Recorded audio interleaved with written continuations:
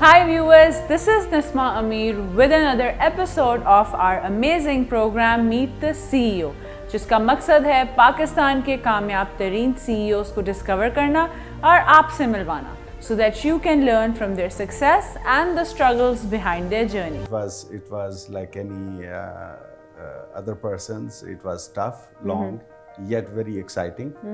I was lucky that I was exposed to a very dynamic environment in the early stage of my career. Okay. That was the age when microprocessor was just evolving into a powerful tool for technology.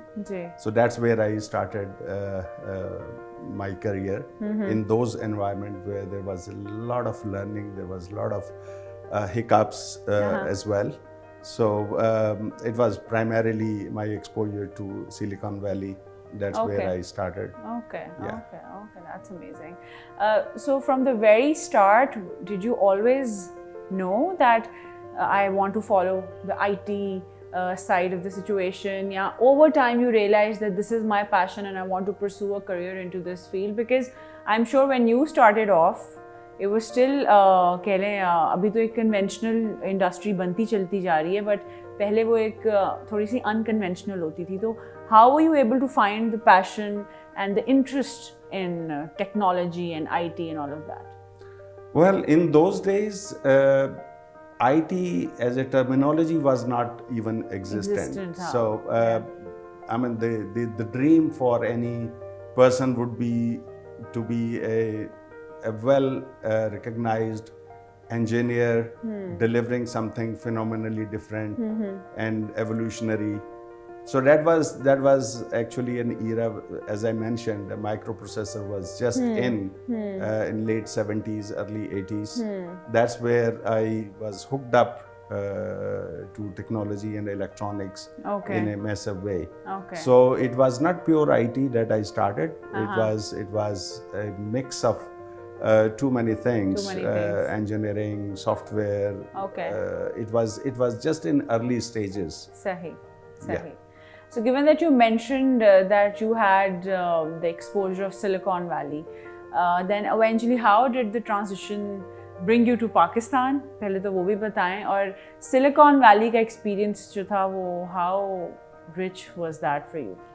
Well, whosoever has been exposed to Silicon Valley would unanimously agree on that is a place where things really shape up. They take place. And because of a very peculiar ecosystem that has been there for decades now, and that is why you see all the successful global enterprises in technology come out of that place. It is very collaborative environment and very I would say dynamic research, development, and commercialization of any technology takes place. So that is the key attribute of Silicon Valley.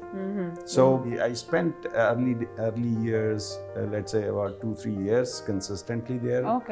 And then I was associated with that place for a long time. We still are present there in a way, because we have Pakistani diaspora. We still exchange ideas. We still embark upon new ventures every day.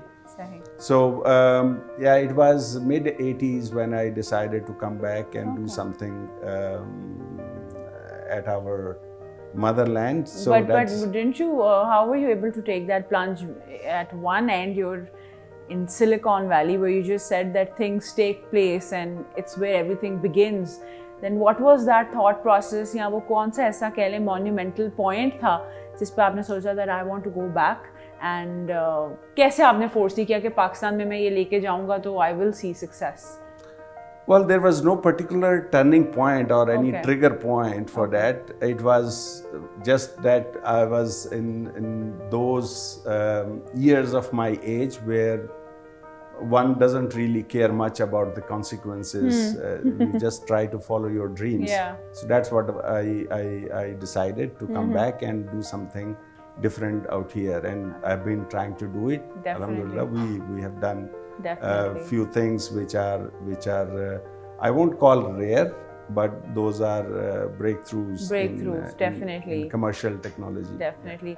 So coming to Infotech, tell us more about it. कि ये इसका कह लें start कैसे हुआ, thought process क्या था, how did this come into being?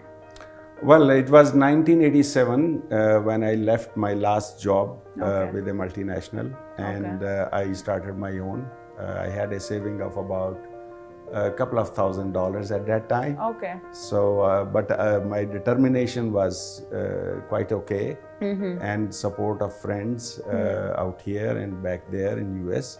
So I started with few people, and gradually grew. Yeah, definitely. You grew successfully. Just to, let's say to make it more easy for the layman to understand, जब हम Infotech की बात करते हैं तो Infotech exactly किस किस्म की services और products जो है वो provide कर रहा है nationally and globally. तो थोड़ा सा about your services and your clients वो हमें बताएं. Okay. In a broader term, what we call a system integrator. Okay. A system integrator is a company which can do a number of things for a customer or in solving a problem at hand with the technology. Okay. That involves a know-how and expertise in infrastructure, in computing, in networks, in security, software, applications, integration. So there are about 10-12 major touch points that we manage. To shed more light on it, I obviously did research on Infotech, and you guys are into financial products and apps which are helping out on a governmental level or banking sector ko, jisme there are various products that you guys have created. Tell us more about that. How has that revolutionized the industry, given कि पाकिस्तान के लिए वो बहुत breakthroughs रहे हैं? तो अपने कुछ products के बारे में बताएं which really made it big and they made Infotech big. Okay, there are few things which we do which lots of other people also do, like we provide banking technology to the banking sector. We have created some phenomenally brilliant solutions and products for capital market trading community के लिए. Our system runs at least 13-14 stock exchanges around the world and post-trade infrastructure around that. So that is something that we are very proud of. The next big thing we are doing, there are two major verticals that we have taken up, and we have grown in terms of our knowledge base and our expertise in that. One is GovTech, which is the technology for governments. I mean, in a larger scale, you can say digital governance. I mean, governments need tools and processes to automate in such a way that the services to citizens or businesses are delivered seamlessly and frictionlessly. That will enhance, obviously, ease of doing business. Definitely. Delivering services to the citizens or businesses at a speed which is needed these days. Bilkul. The second big thing is we are doing a few things which are very rare in cybersecurity and information security. We have some products which will not only substitute a huge amount import substitution for country, but we will be able to earn a phenomenally huge number of exports by exporting that technology. So I can't reveal more information than this, but that's a positive one though, that we need more exports. Thank you. Definitely. Well, that's great.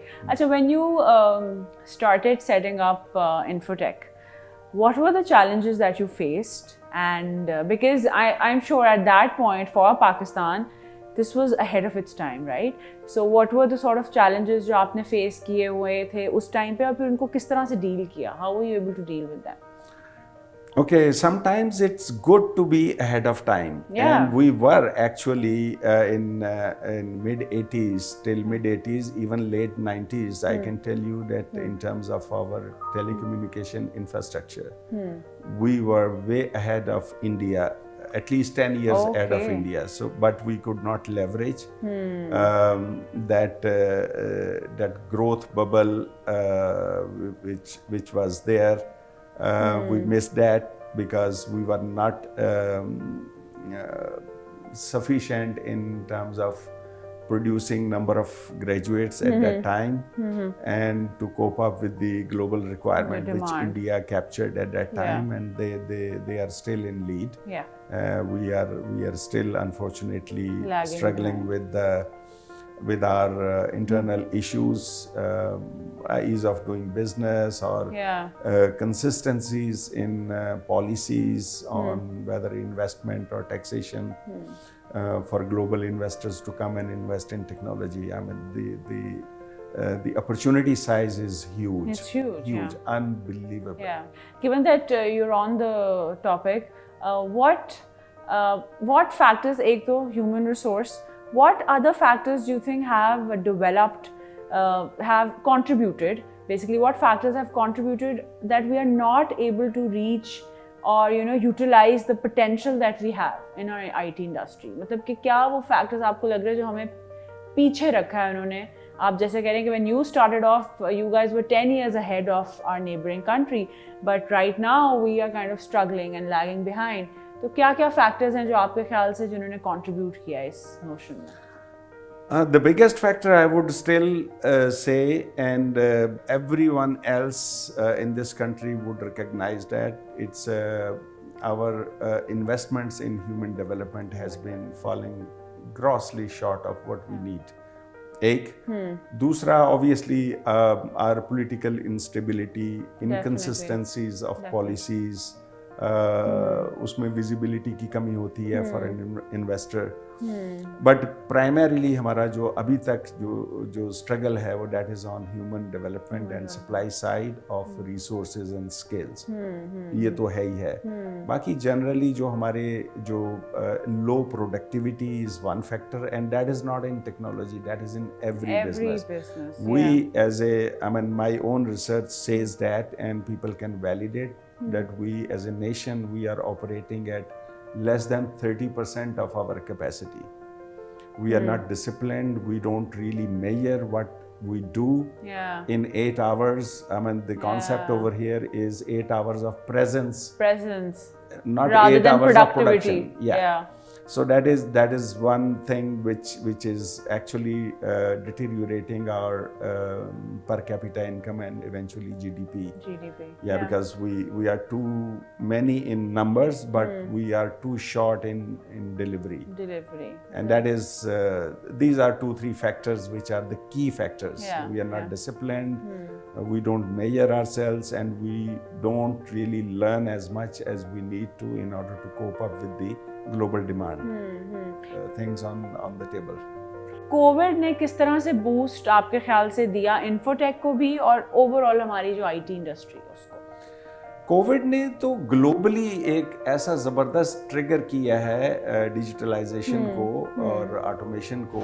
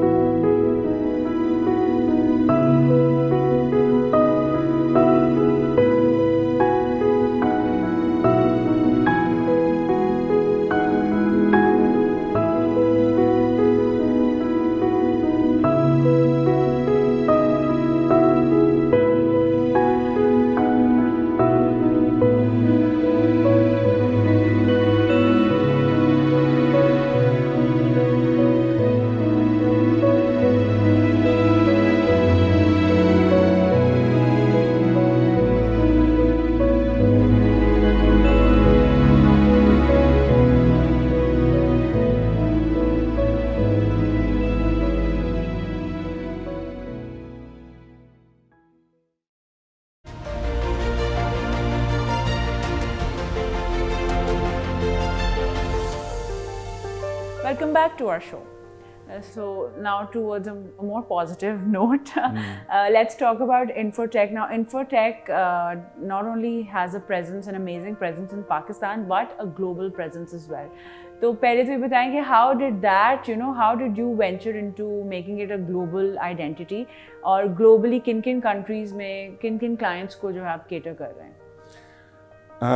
Starting with Pakistan, obviously that was our goal to do, but unfortunately, around 15 years ago, we realized that Pakistan market is not growing at a pace which we desire to, and still is the case.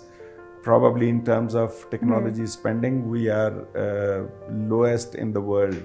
Our market size is shamefully smaller than what it should be in terms of population and the problems at hand that we have.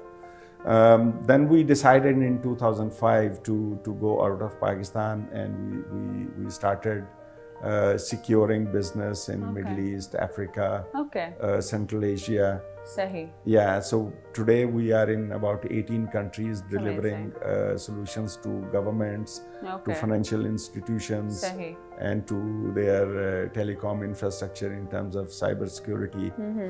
So I'm personally not satisfied at the pace of growth, although we as a company we are growing about 35-40% year on year. As of today, the global market size is the total ICT, information and communication technology market size is about $5 trillion a year. Okay. Out of which what we can do is around $2.2 trillion, which is software and software related services. We can't manufacture telecom equipment, we can't produce microprocessors, chips, hardware, these kind of things. We have missed that boat, and that is, that's the game with China and Korea and Taiwan. Not even US and Europe is producing it anymore. So our addressable market is software and software related services, which is around $2.2 trillion a year. Okay. Out of which India has gained a substantial portion, about 9%. Their exports are around 200 billion plus dollars a year. We are at around $3.5 billion, which comes to about 0.15% of the global market share. Whereas in terms of population, we are 230 million. But when it comes to the skilled workforce needed to tap on that opportunity, we are way behind. So we need to work on that. But on a positive note, what potential do you see in our youth? Because definitely अब हमारे जो youth में एक trend है, उनमें awareness है कि IT और digital और technology की जो industry इसको pursue किया जाए. तो उस लिहाज से जब आप देखते हैं, interviews होते होंगे, आपके पास जो potential employees आते होंगे, तो क्या आप generally potential देखते हैं पाकिस्तान में with this respect? Potential wise, I mean, you will be surprised if I tell you the difference in intellect level and understanding level and mathematical skills and logical skills and even their communication skills in English. थोड़ी सी polish की ज़रूरत obviously वो होती है, वो हमें हर side पे चाहिए. उनके जो soft skills हैं लोगों की, उनकी habits, उनके discipline, वो साइड पे कोच करना पड़ेगा. लेकिन फॉर्चुनेटली हमारी इस खित्ते में जो generally speaking logical skills, mathematical skills, वो बहुत ही मतलब कि सुपर हैं. All what they need is exposure and the methodology to teach them to solve a problem. तो वो स्किल्स जो है ना, प्रॉब्लम सॉल्विंग स्किल्स, उनके ऊपर कोच करना जो है वो है. मैं अभी recently I happen to meet students from southern Punjab universities in Bahawalpur and Multan. I mean, extremely competent, extremely brilliant kids are coming out of those areas. They need a runway to fly. Definitely. अच्छा, आपके ख्याल से what is your take on this? जैसे हम सब ने देखा when Covid hit the entire world, Pakistan में अगर हम स्पेसिफिकली बात करें तो जो डिजिटल अवेयरनेस रह गई थी ना, वो भी पूरी हो गई है generally. I feel and even with the older generation, everyone is now more well adept and more well aware that how important the digital presence is, and so the businesses as well realized कि हर business को e commerce में जो है presence चाहिए है. तो Covid ने किस तरह से बूस्ट आपके ख्याल से दिया इन्फोटेक को भी और ओवरऑल हमारी जो आईटी इंडस्ट्री है उसको? कोविड ने तो ग्लोबली एक ऐसा ज़बरदस्त ट्रिगर किया है डिजिटलाइजेशन को और ऑटोमेशन को कि and the reason that the global market size of ICT services grew from $3.5 trillion to jumped to $5.2 trillion in just 2-3 years. Yeah. So that is a big trigger. COVID was a big trigger globally. Definitely. Pakistan also, I would say that आप indicator देख लें, digital payments increased by 100-fold. True. Interactions on meetings. And other things, Zooms and grocery, for example, e-commerce grocery apps have really taken up. So, I mean, it was a blessing in disguise. COVID gave this world trouble, but at the same time, opportunities to innovate. बिल्कुल. So, वो उसको हमने भी उतना ही capture किया जितनी हमारी capacity थी. We could have done better, but I think moving forward, people are acquiring these habits, and now they're more open to these ideas. Yes. Let's suppose 2 years back the mothers at our houses would never order fruits and vegetables from an app, but now it has become like a norm, and they've realized that there is so much ease and time and effort and fuel that you're saving. So I think that is definitely one blessing in disguise. That digital adoption is phenomenally on the rise. Pakistan में भी और globally भी है. अब इसको ये है कि we need to maintain this momentum in order to reap the benefits. Definitely. Now at the point that you are with Infotech, I'm sure initially जब आपने शुरू किया होगा तब तो आपकी अभी भी आपकी इन्वॉल्वमेंट ऑब्वियसली 100% होगी, but I am sure now with so many people and this huge team you are managing and you are delegating the tasks, आपकी अपनी एक्सपर्टीज आपके ख्याल से क्या है, that one specific let's say element or something that you specifically like working on when it comes to Infotech? Let's say it can be client management or innovation. कोई एक ऐसा जो कहते हैं ना strong suite होता है बंदे का, वो क्या है आपके लिए? ये जो रोल हैं ये इवॉल्व होते हैं आपके करियर के साथ साथ. When I started, I was doing coding, I was doing everything, and then I started adding more people. And so you were delegating. I was delegating. I was training them, coaching them, and I'm very proud that I created hundreds of leaders, alhamdulillah, which are now doing wonderful things around the world. Those who have been working with me throughout past 20-30 years, and my dream role will remain the same: to coach people. To find out their purpose and what is exactly they are trying to do in life. In a commercial world, you need to understand कि आपके जो customer है उसका problem क्या है, उसकी pens क्या है. वो जितनी बेहतर आप समझ सकेंगे उतना ही बेहतर आप उनको सोल्यूशन दे सकेंगे और उतना ही बेहतर वो आप ट्रस्ट उसका गेन कर सकेंगे.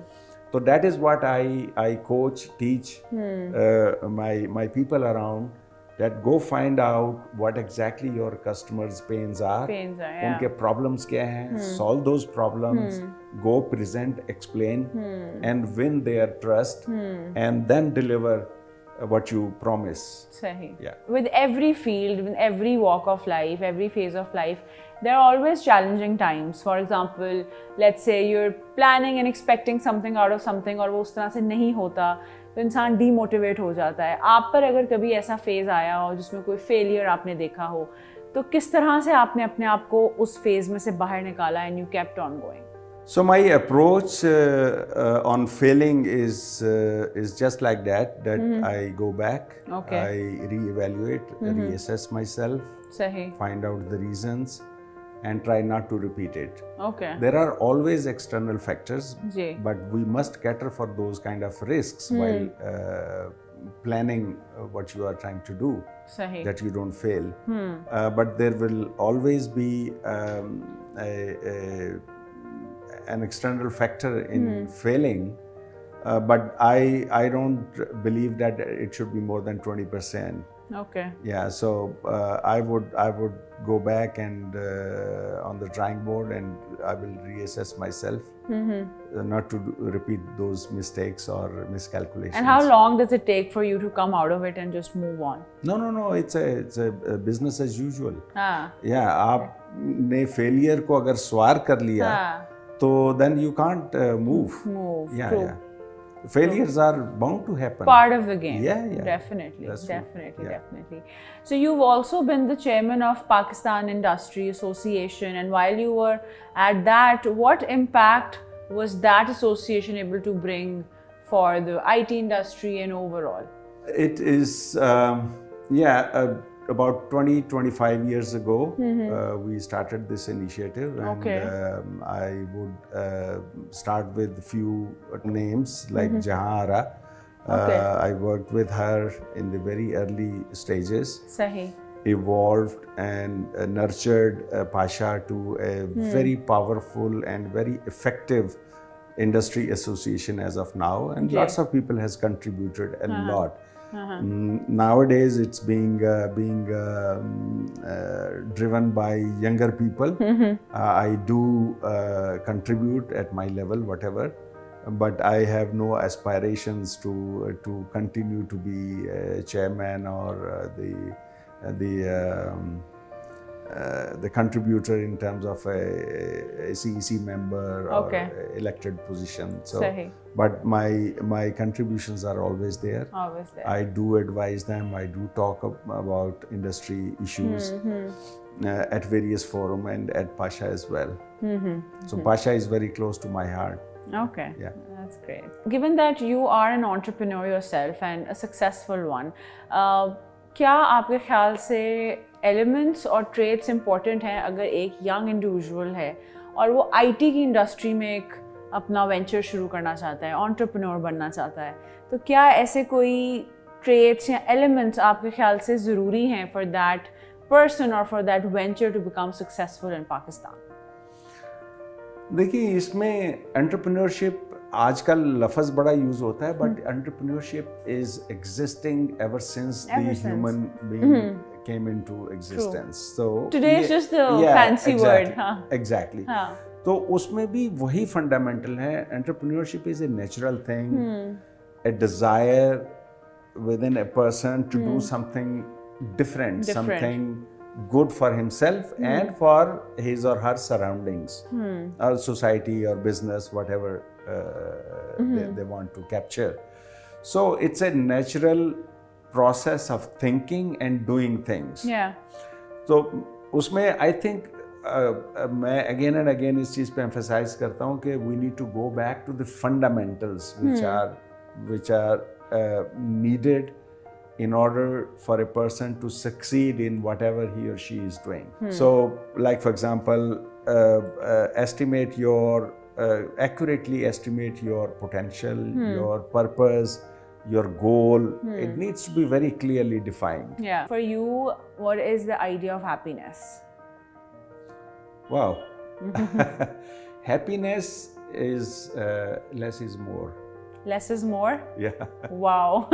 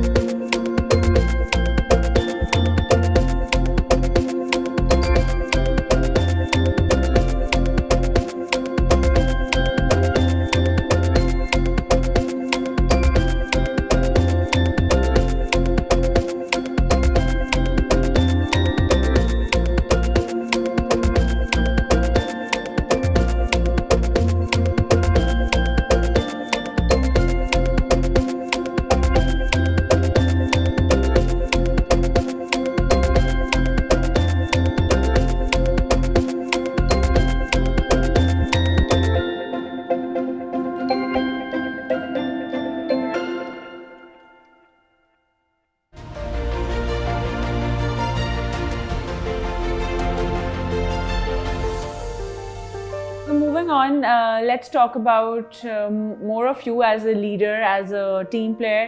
किस तरह के boss या leader हैं आप? कैसा environment रखते हैं अपने offices में, daily routine में अपने काम को लेकर, with your employees and team members? देखिए, मेरा सबसे बड़ा इरिटेंट जो है ना वो यही है, और सबसे बड़ा टाइम मेरा जो है ना लोगों को यही कोच करने में गुजरता है कि वो डिसिप्लिन रहें टाइम पे। अच्छा, जो इंस्ट्रक्शंस हैं उनको थॉरोली सुनें, फॉलो करें, और कोशिश करें कि अगर कोई बीच में प्रॉब्लम आ गया है, whenever you got to know कि यार ये काम आपसे उस टाइम पे नहीं हो पाएगा या वैसे नहीं हो पाएगा, go back and tell beforehand कि जी ये नहीं हो रहा, बजाय इसके कि वो जब डेडलाइन आ जाए तब पूछें, तो फिर वो आप आएं बाएं शाएं करें या उसके जो है ना वो एक्सक्यूजेस दें। कोई एक्सक्यूजेस से बदतरीन, एक्सक्यूजेस से बदतरीन जो है ना कोई चीज ही नहीं है। True. So that is my coaching to my people around. So I think you cannot work well around people who are not disciplined, right? Well, I can work, but you won't be happy around. Yeah, I mean that will be working under constraints. ये सारी वो चीजें हैं जो कि business में exactly इसी तरह अप्लाई होती है। हाँ, बिल्कुल, true. कि आपके रिसोर्स की असेसमेंट आपको होनी चाहिए कि आप क्या कर सकते हैं। True. और यही मैं कोचिंग देता हूँ हर एक को कि do assess and then commit and then deliver. So it's assess, commit and then deliver. Exactly. That's a great chain of command, definitely. Generally, वैसे तो we've seen a great amount of difference in how women are now taking part in the workforce, and they're taking upon different fields. The landscape has changed quite a lot in the past few years. जब हम specifically IT industry की बात करते हैं तो यहाँ पे क्या रेशो देखते हैं आप ख़वातीन की as taking it up as a profession, और इंफोटेक में क्या रेशो है employment की when it comes to females? In terms of productivity, I think women are more focused, और जो इसमें चाहिए होता है particular, वैसे तो हर काम में फोकस जो है ना उसके बगैर जो है ना वो कोई गुजारा नहीं है डिसेंटली, बट इसमें पर्टिकुलरली आपको अटेंशन स्पैन आपका जो है ना वो होना चाहिए।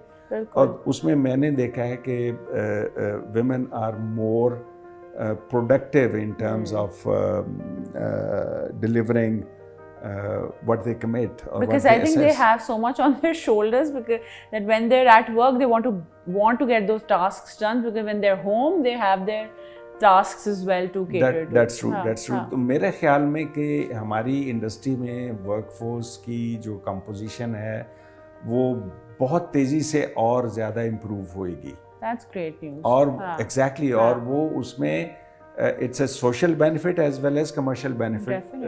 तो वो इसको I think कैप्चर करना जो है वो हर एक के लिए वो है, और इसमें कोई कंपल्शन नहीं है, ये नेचुरली ये हो रहा है। They are more talented, more educated, वो रिजल्ट ओरिएंटेड ज़्यादा होती हैं। Has there been a person who inspired you, or a mentor or a role model जिन्होंने आपको बहुत इंस्पायर किया हो? Oh, not one or two. Too many people. Okay. I took inspiration from everywhere where I found something which impressed me, which was purposeful, which was done in a dignified manner, recognized. बहुत सारे hundreds of people, I mean starting from my early career, और उसमें I try to recognize their contributions in my being of today.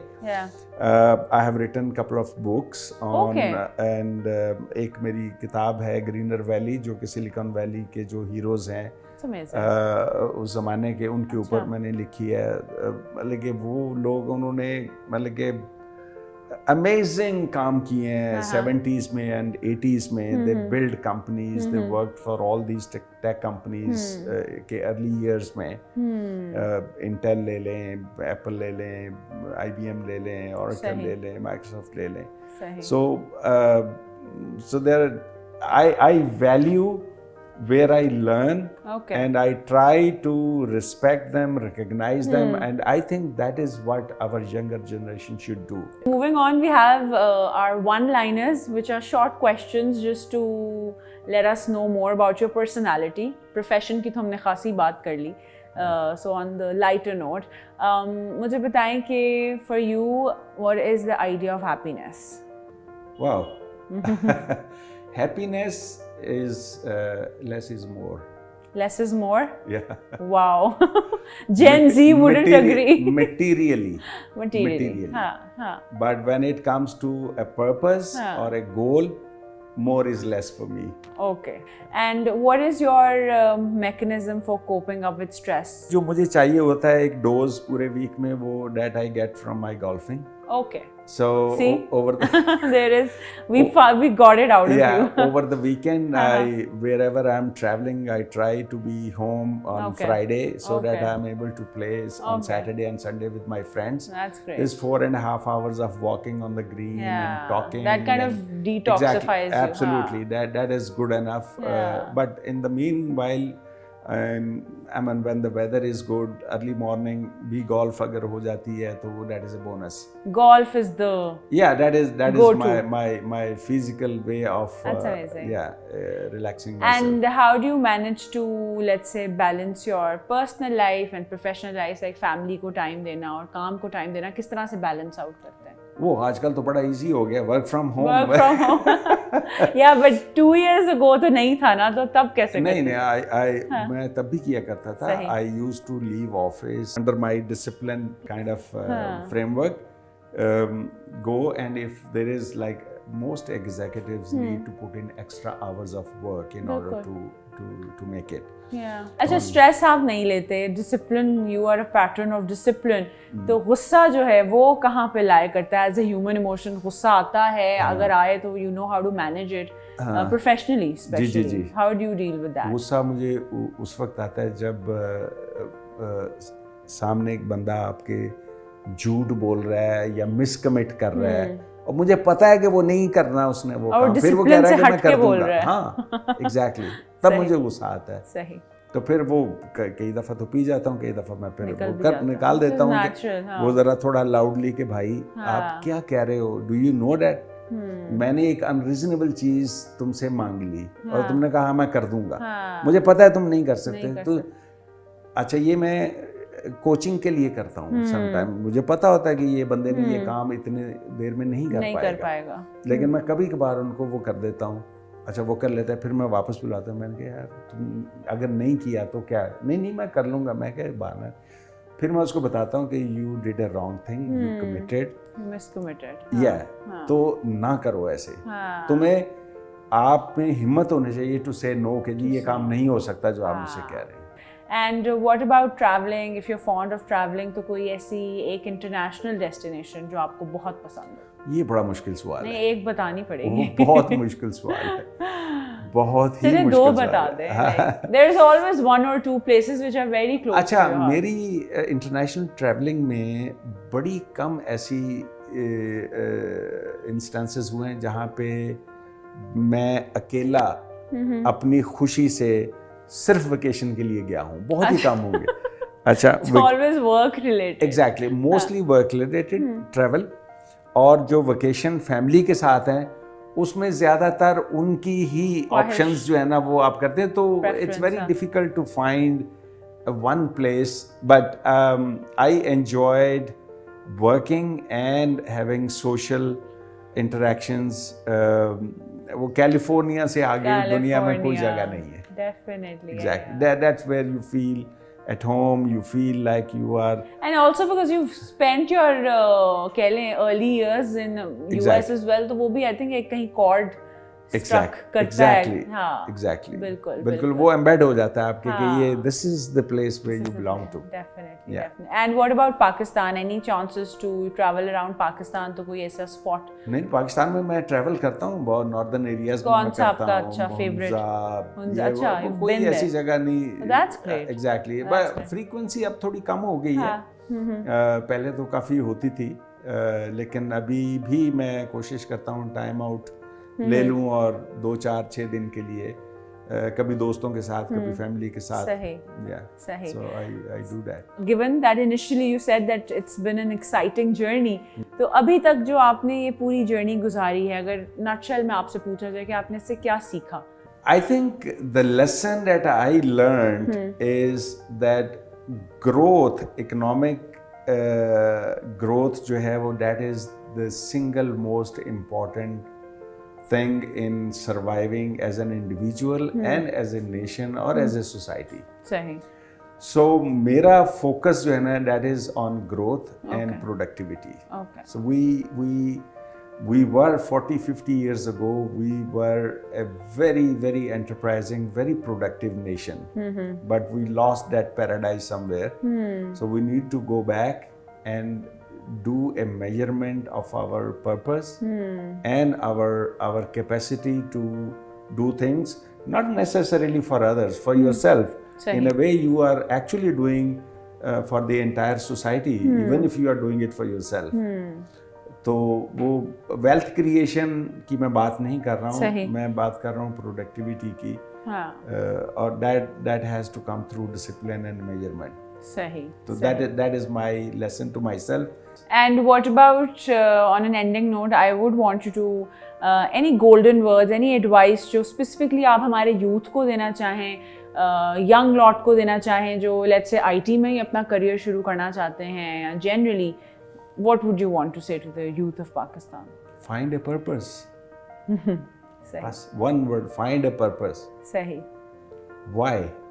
And then آپ پہ پھر دروازے کھلتے جائیں گے اس کو کرنے کے, لیکن پرپز کا آپ کو پتہ ہونا چاہیے کہ آپ نے کیا کرنے کے لیے آئے ہیں اب دنیا میں, صحیح, یا کیا آپ جو ہے نا کرنا چاہتے ہیں یا کر سکتے ہیں. اور اس میں امپیکٹ کے اینگلز جو ہے نا وہ سوشل امپیکٹ کے اینگل جو ہے وہ رکھ لیں, تو اس میں آئی تھنک بہت بہتر وہ مکس بن جاتا ہے آپ کا آؤٹ کم جو آپ چاہتے ہیں. صحیح. اس میں آپ کی پرسنل اکانومی ہے, آپ کی فیملی کی اکانومی ہے, بالکل, اور جو سوشل امپیکٹ ہے وہ ہے, تو وہ بغیر پرپز کے جو ہے نا وہ نہیں ہو سکتا.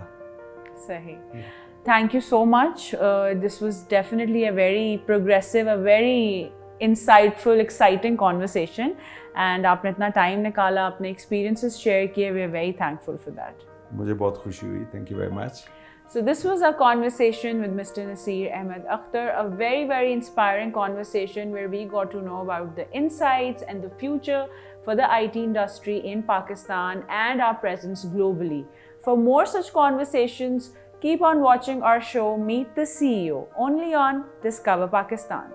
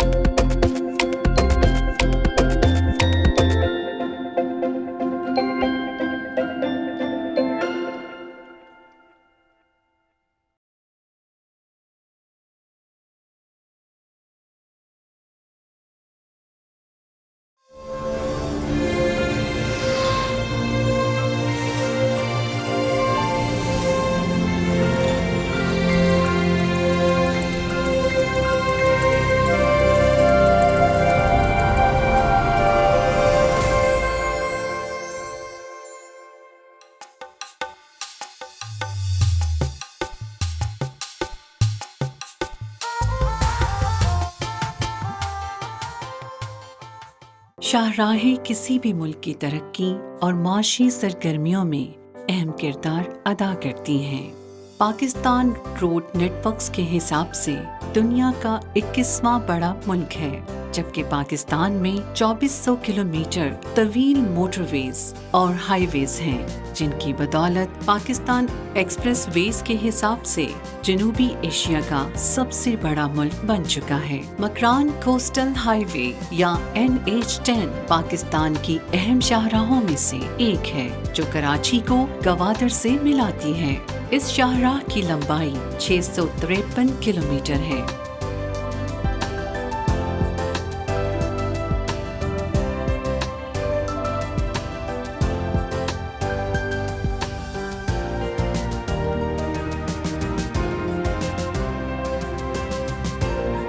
اس شاہراہ کے قیام سے پہلے کراچی سے گوادر کا سفر 2 دن میں طے ہو پاتا تھا۔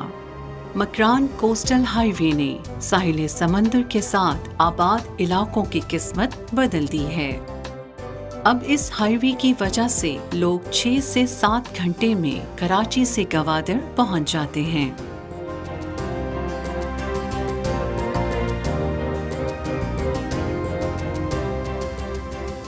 مکران کوسٹل ہائی وے پر کام کا آغاز سابق صدر پرویز مشرف کے دور حکومت میں 2002 میں ہوا، جو 3 سال بعد یعنی 14 دسمبر 2004 کو پایۂ تکمیل کو پہنچا۔ مکران کوسٹل ہائی وے بحیرہ عرب کے ساتھ ساتھ چلنے والی دنیا کی ایک خوبصورت شاہراہ ہے۔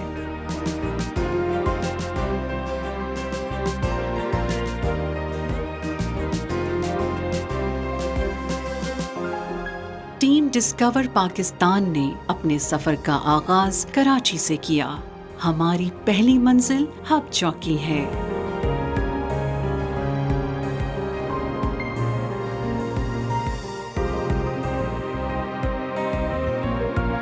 مکران کوسٹل ہائی وے کی خوبصورتی اس کا ساحل سمندر کے ساتھ ساتھ چلنا اور ہر چند کلومیٹرز کے بعد زمینی خد و خال کا تبدیل ہو جانا ہے، جو اس شاہراہ پر سفر کرنے والوں کے لیے خوشگوار حیرت کا سبب بنتا ہے۔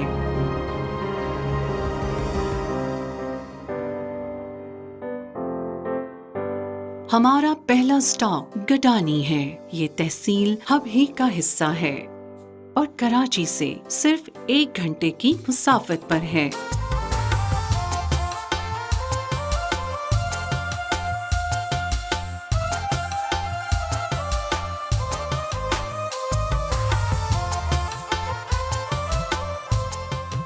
گڈانی کی وجہ شہرت دنیا کا تیسرا بڑا شپ بریکنگ یارڈ ہے۔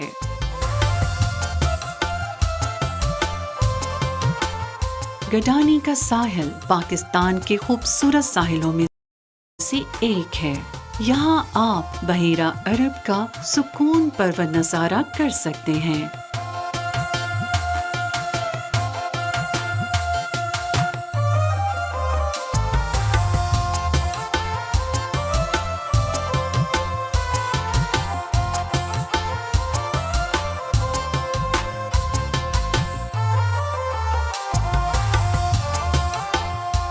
مکران کوسٹل ہائی وے پر پہلا ٹورسٹ پوائنٹ مڈ والکینو ہے، جو ہندوؤں کا مذہبی مقام بھی ہے۔ یہ mid volcanoes Hingol national park میں موجود ہیں۔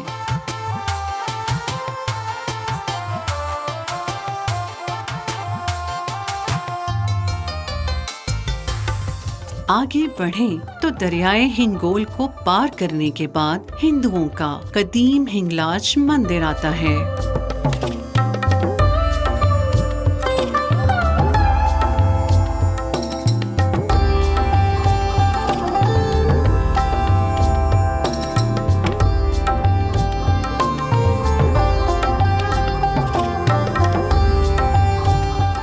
ہندو عقیدہ کے مطابق ہنگلاج پاروتی ماں کالی کا روپ ہے۔ جب یہ ہمارا مندر وجود میں آیا، ماتا ادھر پرگٹ ہوئی تھی، تو ستیہ یگ کے اندر پہلے دور میں یہ ہمارا مندر پرانے میں پرانا مندر۔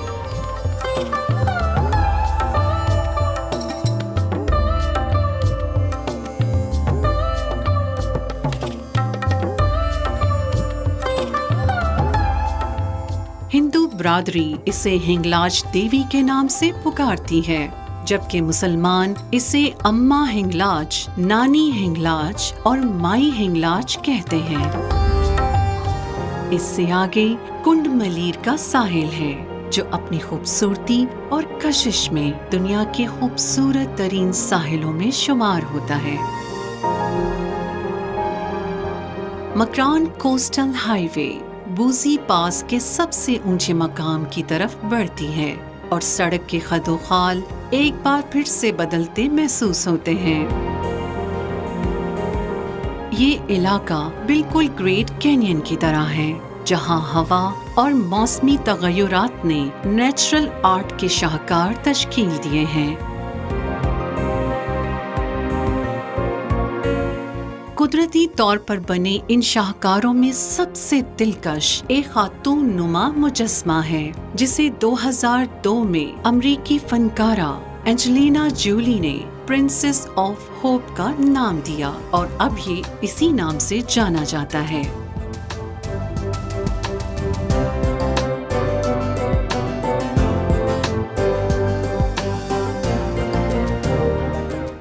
گوادر میں قیام کے لیے بہت سے معیاری ہوٹل اور ریزورٹس دستیاب ہیں۔ گوادر میں متعدد پرکشش مقامات ہیں جیسے ہیمر ہیڈ، عمانی قلعہ، بوٹ بلڈنگ، فش انڈسٹری اور گوادر بندرگاہ۔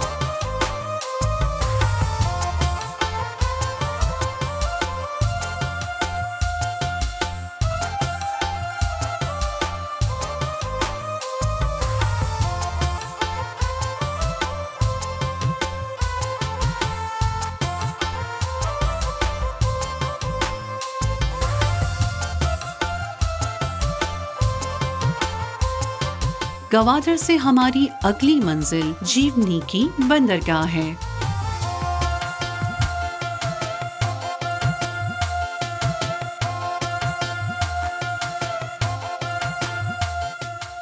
یہ ایران بارڈر کے قریب واقع پاکستان کی آخری بندرگاہ ہے۔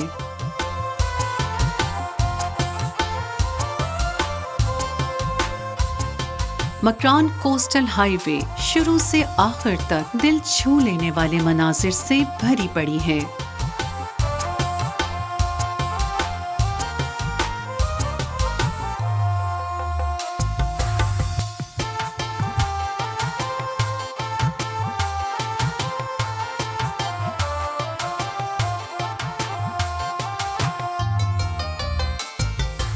اس ہائی وے پر سفر انتہائی تھرلنگ اور دلچسپیوں سے بھرپور ہوتا ہے۔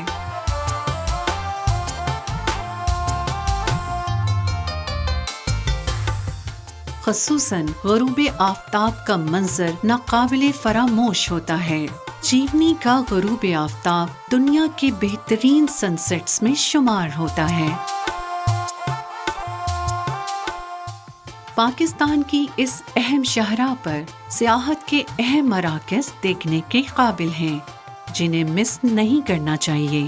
یہ سڑک حیرت انگیز دیدہ زیب مناظر کا مجموعہ ہے جنہیں ضرور دیکھنا چاہیے۔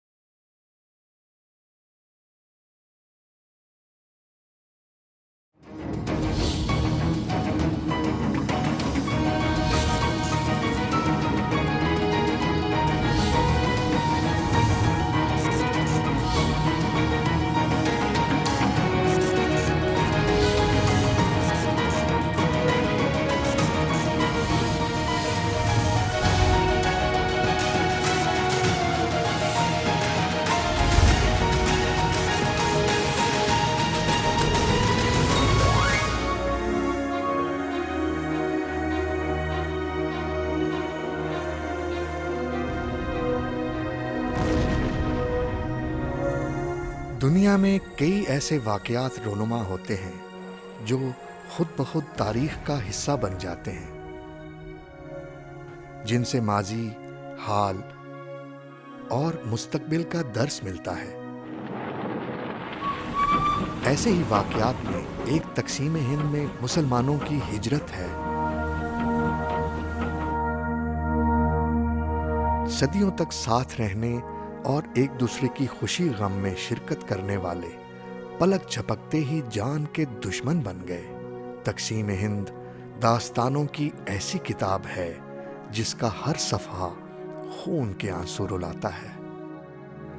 گھر چھٹے، جائیدادیں لٹیں، بیٹیاں کنویں میں ڈوب مری، تو کہیں باپ اولاد کو بچاتے بچاتے دم توڑ گیا۔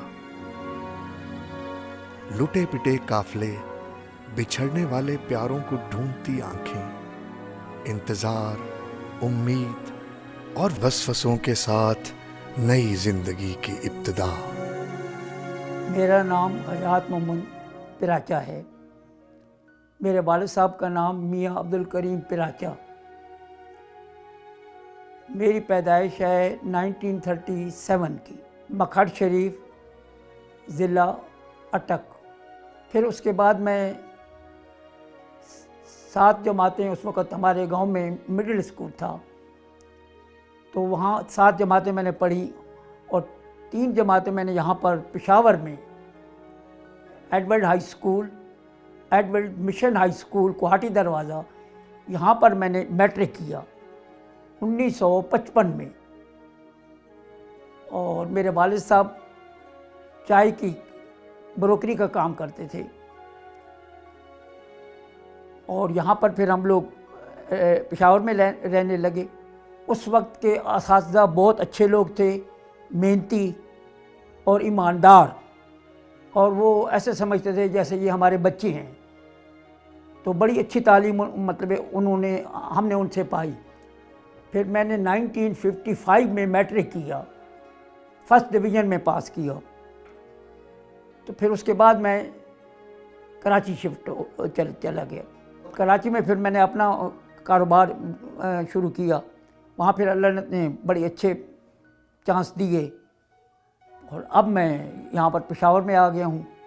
اچھا ماحول ہوتا تھا، مطلب اتنا جو آج کل کے بچوں میں ماحول ہے اس سے بہت اچھا تھا، سادگی تھی، اور پیسے کی بہت ویلیو تھی۔ مطلب ہماری اس وقت فیس تھی 4.25 روپے تقریباً 10ویں کلاس کی، حالانکہ وہ ہائی اسکول مطلب جو گورنمنٹ کے تھے ان میں فیس نہیں تھی، لیکن میں پرائیویٹ میں پڑھتا تھا، ایڈورڈ مشن ہائی اسکول میں، وہاں تقریباً 4.25 روپے 10ویں کی فیس تھی۔ بہت جذبہ تھا، مطلب لوگ خواہش کرتے تھے کہ پاکستان بنے، اور اس کے لیے پھر وہ جلوس وغیرہ نکلتے تھے، اور ہم لوگ بھی اس میں شامل ہوتے تھے، جلوس کی شکل میں اکٹھے ہو جاتے تھے، تو پھر وہ نعرے لگاتے کہ بن کے رہے گا پاکستان، بٹ کے رہے گا ہندوستان، قائد اعظم زندہ باد۔ اس وقت یہاں پشاور کے لیڈر تھے خان عبدالقیوم خان صاحب، وہ لوگ نعرے لگاتے تھے زندہ باد، اور بہت ہی مطلب جذبہ تھا کہ پاکستان بنے۔ وہ پھر اللہ نے کیا، پاکستان بن گیا۔ جب پاکستان بنا تو میری اس وقت عمر تھی تقریباً 11 سال، تو قائد اعظم صاحب کو میں نے دیکھا نہیں، لیکن ان کی تقریر سنی، ایک بیداری سی تھی کہ قائد اعظم کو دیکھیں، مگر وہ نصیب میں نہیں تھا۔ پھر وہ جلدی فوت ہو گئے، پاکستان بننے کے بعد 1 سال 1.25 سال کے بعد وہ فوت ہو گئے، ان کو دیکھ نہیں سکے۔ کراچی میں جب گیا تو وہ 1955 میں گیا۔ اس وقت ریڈیو پاکستان کا زمانہ تھا، ریڈیو کا زمانہ تھا، تو ہم جب چھوٹے سے قائد اعظم کی تقریر آنی ہوتی تھی تو ہم آدھا گھنٹہ پہلے ریڈیو کے آگے بیٹھ جاتے تھے کہ ان کی تقریر آ رہی ہے، اور وہ بڑے شوق سے سنتے تھے کہ یہ ہمارے لیڈر قائد اعظم صاحب تقریر کر رہے ہیں، تو بہت ہی مطلب خوشی ہوتی تھی۔ قائد اعظم صاحب کا جتنا احترام لوگ کرتے ہیں ایسے لیڈر میں نے نہیں دیکھا کہ ان کا ہو۔ اس کے بعد لیڈر آئے، اچھے لیڈر پاکستان کو ہوئے، لیکن قائد اعظم جیسا لیڈر پھر نہیں ملا۔ ہماری بدقسمتی سمجھ لیں پاکستان کی، جو ہمیں نہیں ملا ان جیسا لیڈر، مخلص تھے، ایماندار تھے، اور اب ایسے لیڈروں کی ضرورت ہے پاکستان کو۔ جب یہ پاکستان کی تحریک شروع ہو رہی تھی تو اس وقت مطلب بڑے بڑے جلوس نکلتے تھے، اس میں پھر وہ پولیس لاٹھی چارج کرتی تھی، آنسو گیس استعمال ہوتی تھی، تو پھر بھی لوگ میں اتنا جذبہ تھا کہ وہ پرواہ نہیں کرتے تھے، اور ہم لوگ جاتے تھے، نعرے لگاتے تھے، مسلم لیگ پاکستان زندہ باد، مسلم لیگ زندہ باد، اور اس کے نعرے لگاتے۔ لیکن یہ تھا کہ جذبہ بہت تھا، سب مطلب مسلمان میں یہ تھا کہ پاکستان بنے، اس وقت اتنا جذبہ تھا کہ اگر قائد اعظم صاحب قربانی بھی مانگتے، جان کی قربانی مانگتے، تو لوگ دینے کے لیے تیار تھے۔ وہ اتنا جذبہ تھا ان کو، مطلب لیڈر کی اتنی رسپیکٹ اور وہ اتنی ان کی عزت تھی ہمارے دل میں کہ ہم کہتے تھے کہ نہیں، قائد اعظم جیسا لیڈر ہمیں پھر نہیں ملنا ہے۔ جو نقصان اس وقت جو ہوا ہے وہ سکھ کمیونٹی سے ہوا کہ وہ لوگ مطلب ہمارے سے، اور مسلمان اللہ کے فضل سے ڈرتے نہیں تھے، ان کا انہوں نے مقابلہ کیا، مگر یہ ہے کہ دردناک داستانیں بتاتے تھے کہ یار وہاں ہمارے بھائی کو رستے میں قتل کر دیا، چھوٹے بچے ہمارے قتل ہو گئے، اور مشکل سے ہم لوگ جان بچا کے یہاں پر آئے ہیں۔ لاشیں پڑی ہوتی تھی، ٹرین کی چھتوں پہ لوگ آتا تھا، جگہ ہی نہیں تھی، دردناک طریقے سے وہ لوگ یہاں پہنچے ہیں، اپنی جان بچا کر آئے ہیں۔ نہ ان بیچاروں کو اپنی اولاد کا فکر ہوتا تھا، کیا کریں، جب اپنی جان بچانے کے فکر میں وہاں آتے تھے، وہ بڑی تکلیف میں آئے۔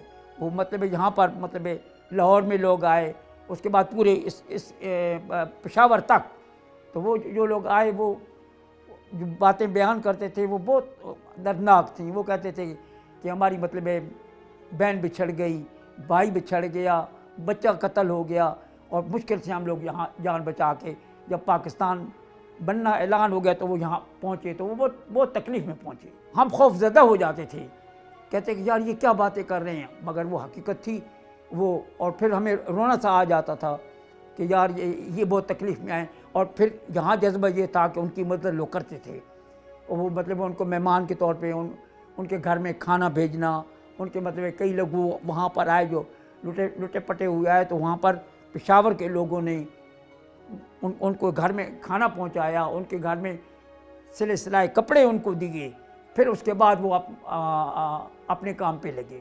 لیکن پہلے انہوں نے کافی مدد کی، یہاں کے شہریوں نے، پشاور کے لوگوں نے بڑی ان کی خدمت کی۔ وہ یہاں پر ایسے ہوا کہ یہاں پر پپل منڈی اور یہ ساری دکانیں ہندوؤں کی تھیں، یہ خالی پڑی ہوئی تھیں، یہ پورا پشاور میں، قصہ خانی کے بازاروں میں بھی۔ پھر وہ لوگ آئے، ان کو شہر کے لوگوں نے ان کو کہا کہ اس دکان پہ بیٹھ جائیں، اور وہ لوگ بیٹھ گئے۔ پھر اس کے بعد پھر انہوں نے بعد میں جب حالات چینج ہوئے تو انہوں نے اپنے نام کے کہے، وہ بعد میں ہوئی، لیکن انہوں نے ان کو کہا کہ آپ آئیں یہاں بیٹھیں۔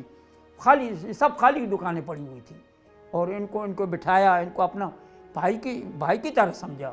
بہت محبت تھی اس وقت، بے انتہا محبت تھی۔ وہ کہتے تھے کہ آپ آئیں، آپ لوگوں نے بہت قربانی دی، پاکستان آپ کی وجہ سے بنا ہے، اور آئیں آپ یہاں کاروبار کریں۔ اور بہت ہی مطلب ان کو آرام پہنچانے کی کوشش کی۔ شہر کے لوگوں نے ان کے لیے اتنی آسانیاں پیدا کی، ان کو سہولتیں دیں، اور کس چیز کی ضرورت تھی تو وہ ان کی ہیلپ کرتے تھے، دیتے تھے، ان کو اسٹینڈ کر دیا۔ 1-2 مہینے کے بعد وہ لوگ ایسے پتہ چلتے جیسے اپنے پاؤں پہ کھڑے ہو گئے ہیں۔ جو پٹھان تھے وہ بڑی عزت کرتے تھے ان کی بھی، پاکستان کی۔ جب وہ پہلی دفعہ یہاں پر آئے تو ان کی بہت بڑا جلوس ان کی شان میں نکالا انہوں نے، اور بڑی لاجواب طریقے سے ان کو عزت دی۔ مگر وہ ان کی عمر کم مطلب تھی، ہماری پاکستان کی بدنصیبی سمجھیں کہ وہ اتنا دیر ان کو نہیں ملی کہ وہ کچھ پاکستان کے لیے مزید کرتے۔ دیکھیں جب جو انہوں نے مطلب ریفرینڈم کرایا تو اس وقت مسلم لیگ کا بہت بڑا زور تھا، تو ہم لوگ، ہمارے والد صاحب نے راشن کارڈ منگوا کے وہاں پر وہ راشن کارڈ مطلب اسے پہچان ہوتی تھی کہ یہ اس محلے میں رہتے ہیں یا اس میں، تو پھر انہوں نے ووٹ ڈالا۔ اس وقت بہت جذبہ تھا، مطلب مسلم لیگ کے لوگوں نے اس حق میں، ریفرینڈم کے حق میں ووٹ دیا اور بہت بڑی اکثریت سے یہ ریفرینڈم کامیاب ہوا کانگریس کے مقابلے میں. جب ریفرینڈم ہو گیا تو پھر تو اللہ کے فضل سے مسلم لیگ بہت مضبوط ہو گئی.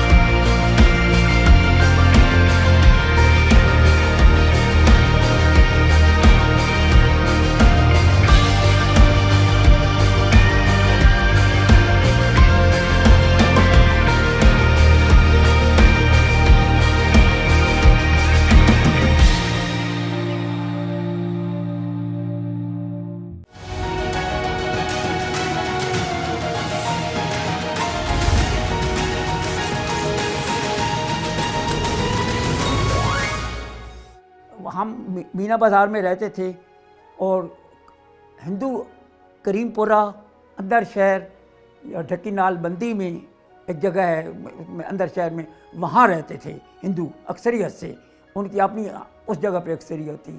پھر وہ لوگ جب پاکستان بننے لگا تو مالدار لوگ تھے، پھر وہ یعنی یہاں سے پاکستان سے چلے گئے. یہ بات حقیقت ہے کہ وہاں پر یہاں پر ہندوؤں کو کوئی ایسا تنگ وغیرہ نہیں کیا گیا. مطلب وہ رہتے تھے بڑے اچھے طریقے سے، مسلمانوں کے ساتھ میل ملاپ رکھتے تھے. تو وہ انہوں نے یہاں سے کوئی ایسا نہیں کہ کوئی ہندو کو کسی نے نقصان پہنچایا ہو. وہ بڑے اچھے طریقے سے یہاں سے گئے. اگر نقصان ہوا بھی ہے تو تھوڑا بہت مسلمانوں کو ہوا ہے جو وہاں سے ہجرت کر کے آئے ہیں. یہاں والے ہندو جتنے گئے ہیں میرے خیال میں ان کو اتنی تکلیف مسلمانوں کی تھرو سے نہیں پہنچی. زیادہ تر جو ہمیں نقصان پہنچایا ہے وہ تو سکھوں سے ہمیں پہنچا، جو یہاں سے لاہور سے لے کر دہلی تک یہ بیچ میں پٹی تھی، اس میں مسلمانوں کو کافی نقصان ہوا. جب یہ لوگ انڈیا سے ہمارے مسلمان ہجرت کر کے یہاں آئے ہیں پشاور میں، وہ کافی تکلیف سے آئے ہیں. ان کے پاس مطلب اتنے پیسے وغیرہ نہیں تھے، سرمایہ کم تھا، وہ اپنی مکان وغیرہ سب چیزیں وہاں چھوڑ کے آئے. ان کی بہو بیٹیاں اٹھا لی گئیں، قتل کر دیا، لاشیں بکھری ہوئی ہوتی تھیں، ہم نے دیکھی ہیں، لاشیں پڑی ہوتی تھیں. اور کیا نام ہے وہ لوگ یہاں آئے. مگر اس کے آنے کے بعد پھر ان کو یہاں اللہ پاک نے کچھ حوصلہ دیا کہ چلو ٹھیک ہے ہم پہنچ گئے ہیں. پشاور کے لوگوں نے ان کو، جو لوگ آئے ان کو بہت اچھے طریقے سے مہمان سمجھا، اور پشاور کے لوگوں نے بڑی ان کی خدمت کی. ان کو اپنے مکان ان کو رہنے کے لیے دیے، خالی پڑے تھے ہندو جو چھوڑ کے دیے تھے، دکانیں وغیرہ دیں یہاں کاروبار کریں، اور وہ اللہ کے فضل سے وہاں سیٹ ہوئے. ہم لوگ جب اسکول جاتے تھے تو وہاں پر یہ جلسے جلوس ہوتے تھے تو بڑا جذبہ تھا. وہاں 10-15 20 آدمی نکلتے تھے اور وہ لا الہ الا اللہ کے نعرے لگاتے تھے، مسلم لیگ زندہ باد، پاکستان زندہ باد، قائد اعظم زندہ باد کے نعرے لگاتے تھے، اور بہت جذبہ تھا. ہم لوگ ڈرتے نہیں تھے کہ بھائی کوئی ٹیئر گیس وغیرہ آنسو گیس استعمال ہو رہی ہے یا پولیس لاٹھی کر. جاتے تھے جلسے جلوسوں میں شرکت کرتے تھے. ہم کیونکہ یہاں پہ ہم بھی ایسے سمجھو، کیونکہ ہمارا گاؤں تو مکھٹ شریف تھا، ہم لوگ یہاں آئے ہوئے تھے. یہ تھا کہ ہمارے والد صاحب نے بھی مطلب ریفرینڈم کے حق میں بڑا کام کیا. انہوں نے کہا کہ محلے والوں کو یا دوسرے لوگ تھے جو ہماری برادری کے یہاں لوگ تھے، وہ سارے ان کو کہتے تھے کہ آپ ریفرینڈم مسلم لیگ کے حق میں ووٹ ڈالیں، پاکستان کے حق میں ووٹ ڈالیں. اور وہ انہوں نے بڑی بہادری سے مطلب ووٹ دیے مسلم لیگ کے حق میں کہ ہمیں انہی کے ساتھ رہنا ہے، مطلب مسلم لیگ میں، اور پاکستان کے حق میں نعرے لگاتے تھے. وہ ہر قربانی دینے کے لیے تیار ہو گئے تھے. وہ کہتے تھے کہ پاکستان ضرور بنے. جانی مطلب خدمت بھی کی اور مالی خدمت بھی کی اور پاکستان کے حصول کے لیے. اور جو اگر وہ چندے وغیرہ کی اپیل ہوتی تو پشاور کے لوگ بڑے چندہ دیتے تھے. جو مطلب ایک کھاتے پیتے لوگ تھے بڑا چندہ اکٹھا کرتے تھے اور مسلم لیگ کے حق میں ان کو دیتے تھے. ریڈیو پہ اعلان ہوا کہ پاکستان وجود میں آ گیا ہے 14 اگست 1947 کو.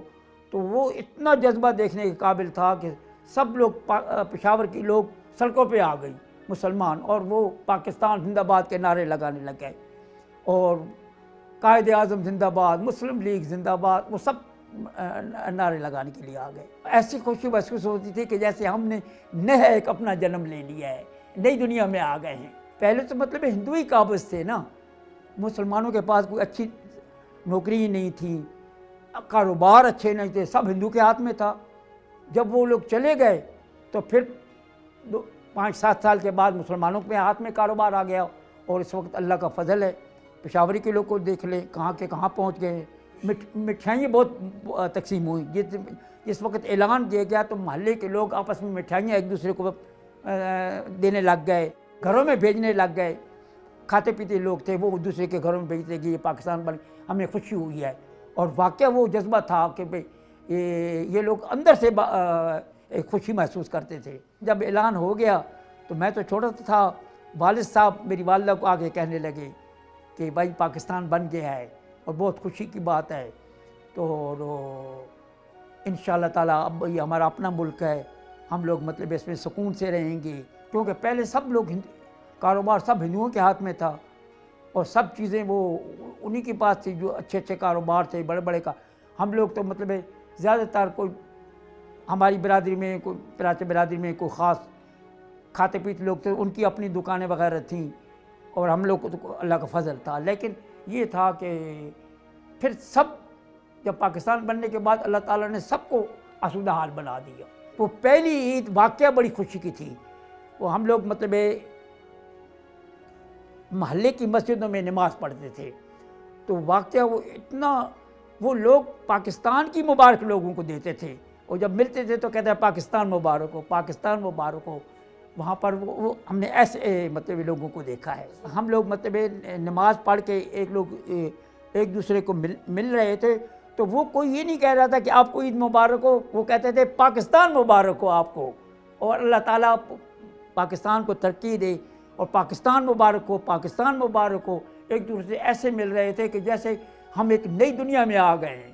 عید والے دن ہم لوگ اپنے گھر میں, اس وقت زعفرانی سیویاں آتی تھیں, اس میں زعفران مکس ہوتا تھا, اور وہ زعفرانی سیویاں پکائیں لوگوں کو بھی گھروں میں بھیجتے تھے, پکاتے تھے. تو اس میں ڈھاکوے میں, ادھر پشاور میں ہے ان کی کلچر ہے, وہ ڈھاکوا ایک بند کر کے ان کے گھر میں بھیجتے تھے, سیویاں پکاتے تھے. مگر بہت جذبہ تھا. پہلی عید تو بڑی خوشی کے لوگوں نے منگائی. اس میں آدمی کہتے تھے کہ یار ہم کوئی نئی دنیا میں آ گئے ہیں.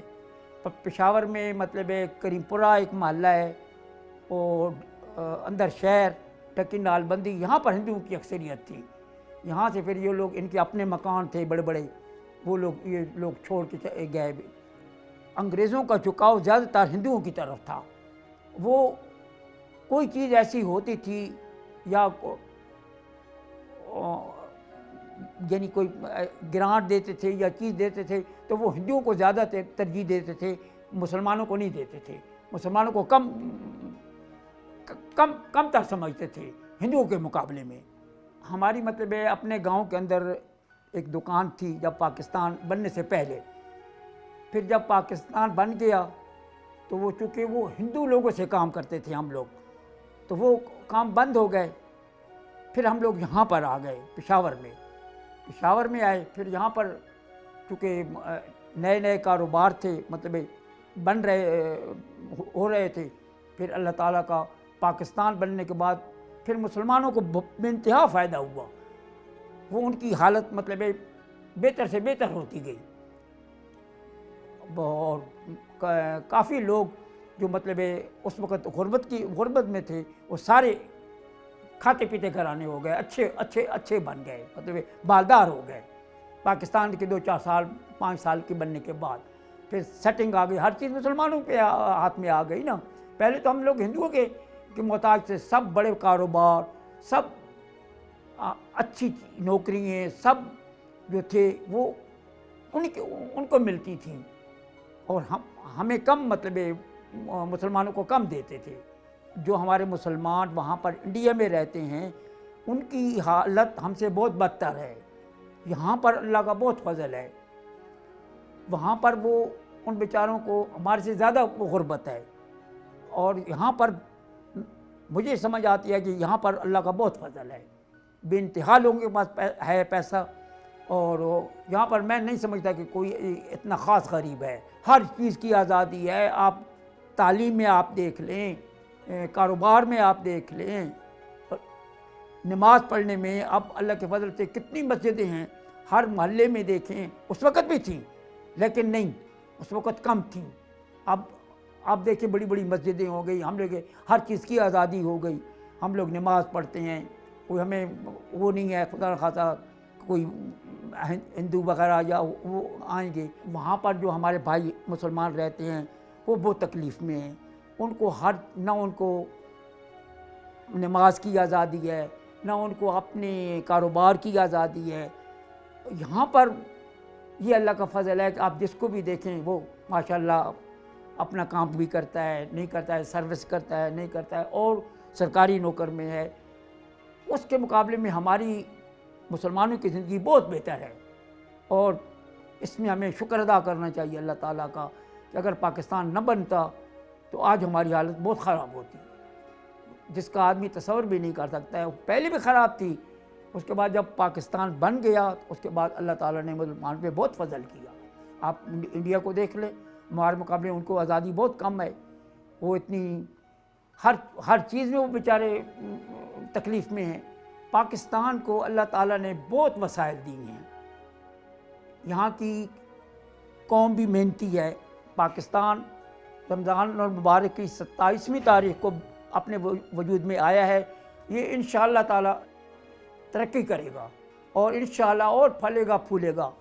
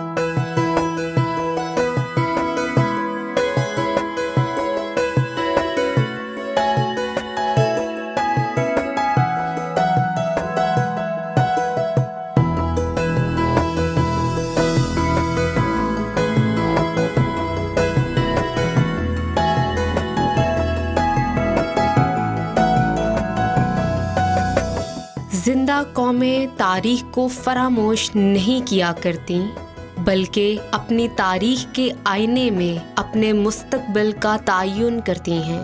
کراچی پاکستان کا سب سے بڑا اور جدید شہر ہے۔ سیاحوں کی دلچسپی کے لیے اس شہر میں لاتعداد پرکشش مقامات، مقبرے، پارکس، مساجد اور گرجا گھر موجود ہیں۔ کراچی، جسے شہر قائد کے نام سے بھی جانا جاتا ہے، اس میں موجود پاکستان کا قومی میوزیم سیاحوں اور محققین کے لیے خاص اہمیت کا حامل اس لیے بھی ہے کہ اس میں زمانہ قبل مسیح سے لے کر آج تک کی باقیات اور نوادرات کو تاریخ سے دلچسپی رکھنے والوں کے لیے بڑی محنت سے محفوظ کیا گیا ہے۔ پاکستان نیشنل میوزیم کراچی روایات، معاشرت، تہذیب و تمدن، رجحانات، طرز بود و باش اور ثقافتوں کا آئینہ دار ہے۔ اس میوزیم میں تقریباً 1.5 لاکھ سے زائد انتہائی اہم نوعیت کے نوادرات محفوظ ہیں۔ تقسیم ہند کے بعد 17 اپریل 1950 میں وکٹوریہ میوزیم کی جگہ فریئر ہال میں قومی میوزیم قائم کیا گیا، لیکن ایک قومی سطح کے عجائب گھر کی اہمیت اور ضرورت کو مد نظر رکھتے ہوئے اس کی ایکسپینشن اور ترقی کے لیے غور و فکر شروع ہو گیا۔ قیام پاکستان سے پہلے یہ وکٹوریہ البرٹ میوزیم کے نام سے کراچی میں ایک میوزیم تھا۔ حکومت پاکستان نے 1950 میں دوبارہ اس کو نیشنل میوزیم آف پاکستان کے نام سے شروع کیا اور فریئر ہال میں اس کو قائم کیا گیا تھا۔ فریئر ہال وقت کے ساتھ ساتھ چھوٹا پڑ گیا کیونکہ اس میں گیلریاں کم تھی، جگہ کم تھی۔ یہ گورنمنٹ آف پاکستان نے ایکوائر کر لیا تھا یہاں کے سٹی گورنمنٹ سے یا KMC کے اس زمانے کے، اور یہاں پہ یہ بلڈنگ جو ہے یہ باقاعدہ ایک اٹالین آرکیٹیکٹ تھا، اس کی نگرانی میں یہ بلڈنگ قائم ہوئی، اور 1971 فروری میں یہاں پر اس میوزیم کو شفٹ کیا گیا اور اس کا افتتاح ہوا، اور اس کا افتتاح بھی اس وقت کے جو صدر محمد یحییٰ خان تھے مرحوم، انہوں نے اس کا افتتاح کیا۔ 1970 میں کراچی کی معروف شاہراہ ضیاء الدین احمد روڈ پر واقع تاریخی بنس گارڈن میں قومی عجائب گھر کو قائم کر دیا گیا۔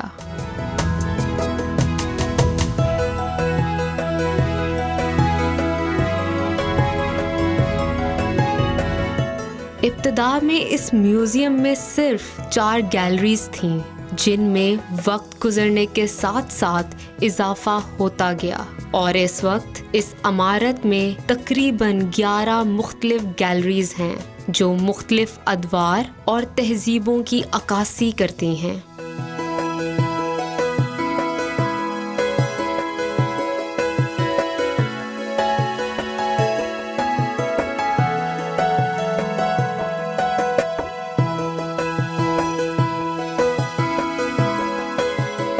وسیع و عریض میدان سے ملحقہ میوزیم کی بیرونی عمارت انتہائی دیدہ زیب اور پرکشش ہے، جبکہ لان میں موجود تاریخی مجسمے تاریخ کے متعلق تحقیق کرنے والوں کو اس میوزیم کی اہمیت و افادیت سے روشناس کرواتے ہیں۔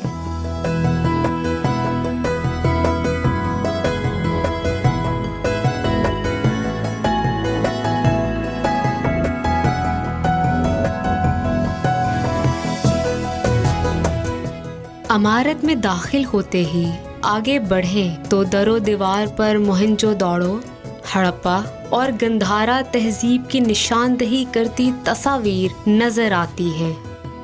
گیلریز کو قبل از تاریخ proto historic, Harappa, Gandhara, Hindu, Quran gallery, coins gallery, freedom gallery, Islamic gallery, Islamic art and craft اور کلچر گیلریز میں تقسیم کیا گیا ہے۔ پروٹو ہسٹورک گیلری میں ہڑپا اور موہنجو داڑو تہذیبوں کو اجاگر کیا گیا ہے۔ ان ادوار اور تہذیبوں کو میوزیم میں رکھی گئی مختلف اشیاء کے ذریعے سمجھنے میں آسانی ہوتی ہے۔ اس سیکشن میں اس دور کے برتن، کھلونے، ہتھیار اور مہریں دیکھی جا سکتی ہیں جو اس دور میں رہنے والوں کے ذہنی رجحانات کو ظاہر کرتی ہیں۔ ہتھیاروں کو دیکھیں تو آپ کو یہاں کاپر اور برونز سے بنے نیزے، چاقو، برچیاں اور کیل نظر آتے ہیں۔ پتھر سے بنے زیورات اس بات کی عکاسی کرتے ہیں کہ خواتین اپنے بناؤ سنگار کے لیے اس وقت بھی خاصی متفکر رہا کرتی تھیں۔ برتنوں کی ساخت اور ان پر بنائے گئے نقوش فنکارانہ مہارت کی دلیل ہے۔ یہاں پر اس دور کے سکوں کے ساتھ ساتھ کچھ مہریں بھی نظر آتی ہیں۔ پروٹو ہسٹورک گیلری انسانی ارتقائی عمل کے مختلف ادوار کی نشاندہی کرتی اور دلچسپی سے بھرپور ہے۔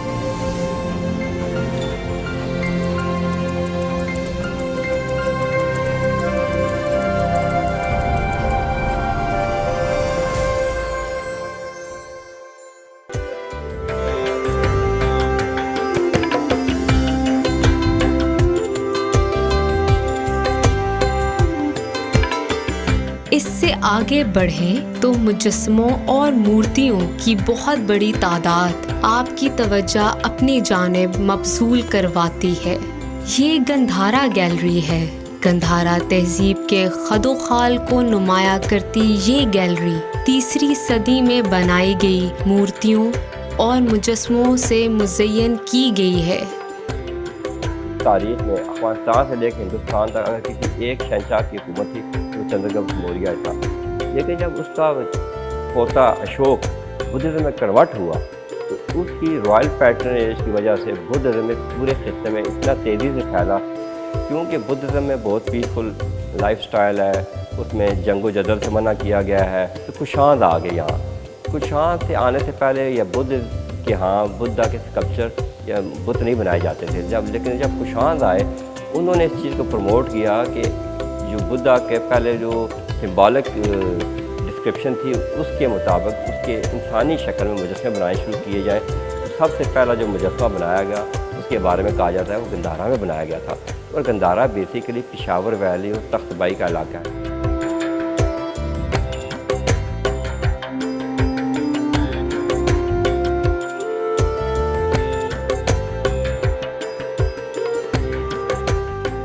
ہندو مذہب کے بھگوانوں اور دیوتاؤں کی مختلف مورتیاں یہاں نمائش کے لیے رکھی گئی ہیں، جن میں کھلونوں کے ساتھ ساتھ سرسوتی، وشنو، لکشمی اور درگا دیوی کے مجسمے آویزاں کیے گئے ہیں. اس ہال میں گندھارا سویلائزیشن کے حوالے سے مختلف اشیاء رہنمائی کرتی نظر آتی ہیں.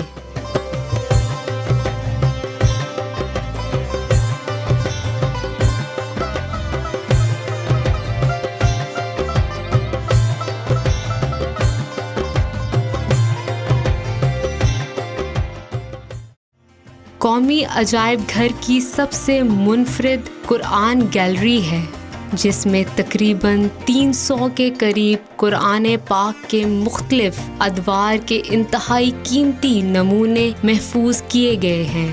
8th سینچری سے لے کے 19th سینچری تک لکھے جانے والے مختلف قرآن پاک سے نسخے ڈسپلے کیے گئے ہیں.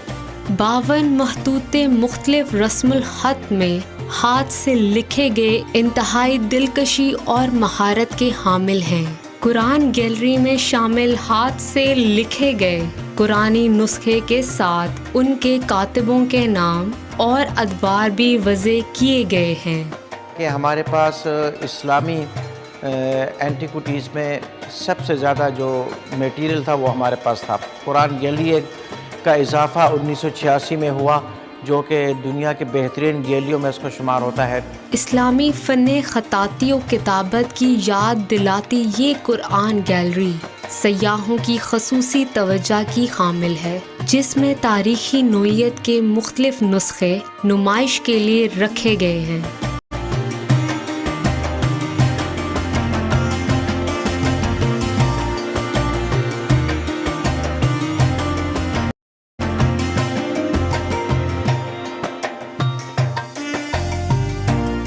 کوائنز گیلری میں پہلی سے 5ویں صدی کے مختلف ادوار کے سکے محفوظ ہیں. حیرت انگیز بات یہ ہے کہ ان سکوں پر کندہ کی گئی تصاویر، نقوش اور تحریریں ماہرانہ صلاحیتوں کی تعریف کرنے پر مجبور کر دیتی ہیں. اس گیلری میں سونے، چاندی اور پیتل کے مختلف اشکال اور ڈیزائنز کے ہزاروں سکے موجود ہیں، جو غزنوی، مغل اور دیگر ادوار کی سلطنتوں کی یاد دلاتے ہیں. تاریخ اور تاریخی سکوں سے رغبت رکھنے والوں کے لیے یہاں بے شمار کشش موجود ہے.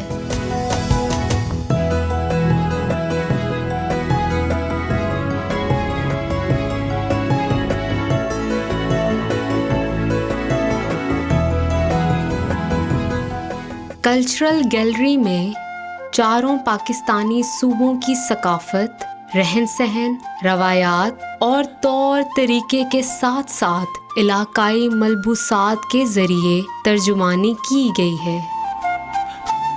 سندھ، بلوچستان، پنجاب اور خیبر پختونخوا کارنرز میں ان صوبوں کے کلچر کو ظاہر کیا گیا ہے. جس میں ہم نے کلاش سے لے کر بلوچستان، سندھ، پنجاب، کے پی کے خیبر پختونخوا کی ثقافت کی نمائندگی کی ہے.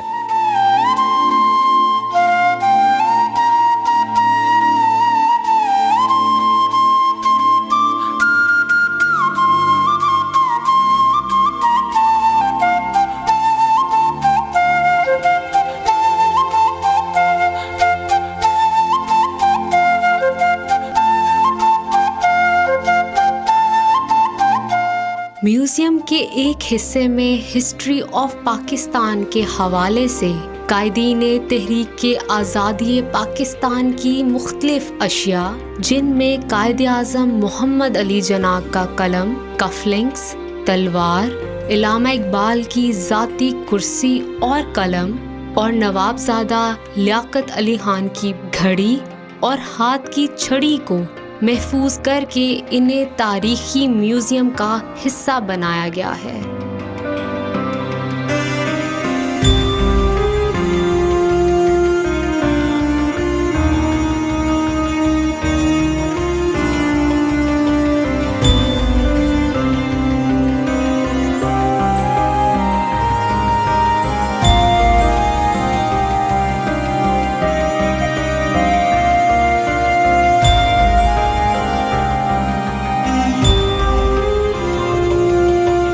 پاکستان نیشنل میوزیم مسلمانوں اور بر صغیر کی عظمت رفتہ اور تہذیب کا آئینہ دار ایک تاریخی میوزیم ہے، جس میں رکھے گئے نوادرات اور تاریخی اشیاء تاریخ کے طالب علموں اور تحقیق سے منسلک افراد کے لیے کسی نعمت سے کم نہیں۔ اس تاریخی خزانے کی بدولت ہمیں جہاں تاریخ سے آشنائی کا موقع میسر آتا ہے، وہیں انسانی ترقی کے مختلف مدارج کو انتہائی گہرائی میں سمجھنے میں بھی آسانی ہوتی ہے۔ تاریخی اہمیت کے حامل اس میوزیم کو ایکسپلور کرنے کے لیے سیاحوں کو یہاں ضرور آنا چاہیے۔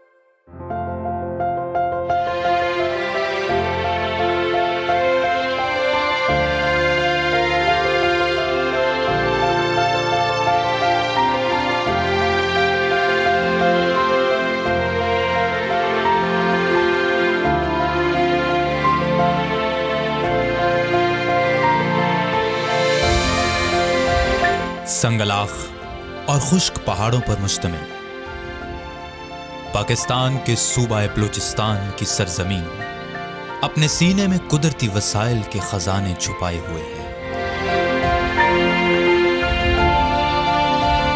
کوئٹہ سے تقریباً 3 گھنٹے کی مسافت پر زیارت کا پرفضا اور صحت افزا مقام واقع ہے۔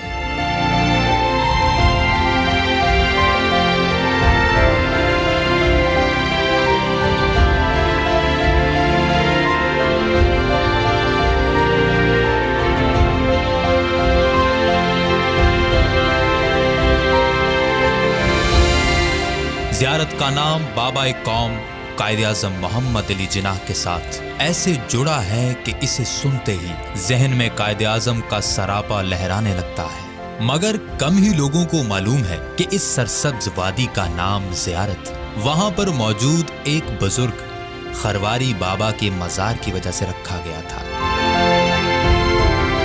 زیارت کی ایک اور وجہ شہرت یہاں موجود تقریباً 12,600 ایکڑ پر پھیلا صنوبر کے درختوں کا قدیم جنگل ہے، جہاں پر 5,000 سال پرانے درخت بھی موجود ہیں۔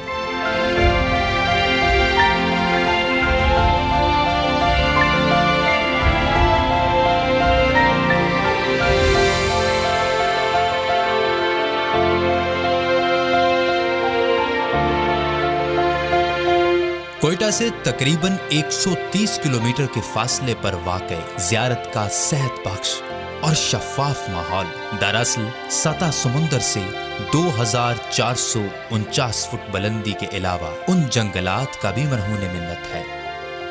زیارت میں سیب اور چیری کے باغات بکثرت ہیں اور مشہور مقامی پکوان سجی اور روش لذت اور ذائقے میں لاجواب ہیں۔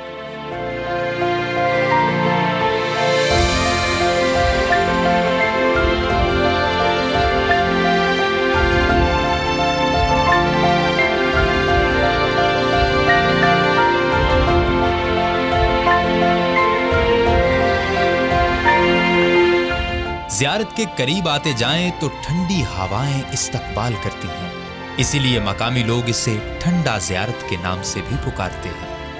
تقریباً 200 کلومیٹر طویل وادی زیارت کا فضا سے نظارہ کریں تو یہ ایک کمان کی صورت نظر آتی ہے۔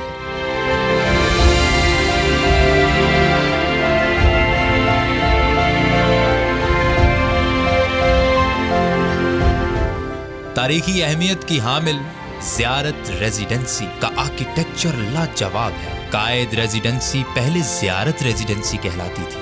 اسے 1892 میں برطانوی سامراج کے دور میں بطور سینیٹوریم تعمیر کیا گیا تھا۔ قائد اعظم کو زیارت سے اس قدر انس تھا کہ بابا قوم نے زندگی کے آخری ایام گزارنے کے لیے زیارت کا انتخاب کیا۔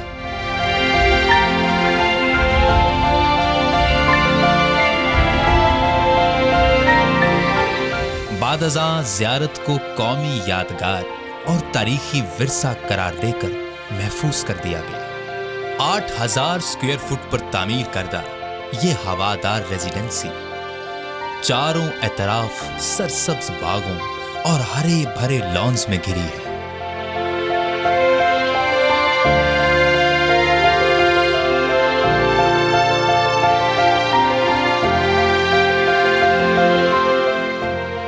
کمروں پر مشتمل ریزیڈنسی میں بالائی منزل پر جانے کے لیے لکڑی کی سیڑھیاں بنائی گئی ہیں۔ قائد کی خوابگاہ بالائی منزل پر ہے۔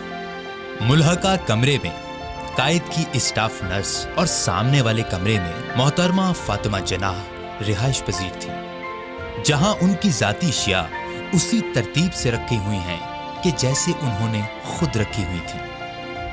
قائد کے ذاتی اسسٹنٹ اور معالج ڈاکٹر الہی بخش کے کمرے نچلی منزل میں تھے۔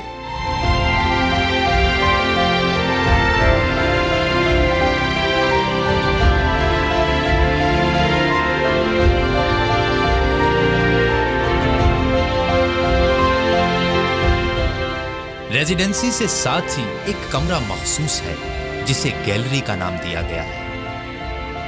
یہاں پر قائد کے زیر استعمال ذاتی اشیاء مثلاً ڈنر سیٹ، میز، اخباری تراشے اور ملبوسات وغیرہ رکھے گئے ہیں جو قائد اعظم کے اعلیٰ ذوق کی عکاسی کرتے ہیں۔ دیواروں پر قائد کی زندگی کے خوبصورت لمحات تصاویر کی صورت میں آویزاں ہیں۔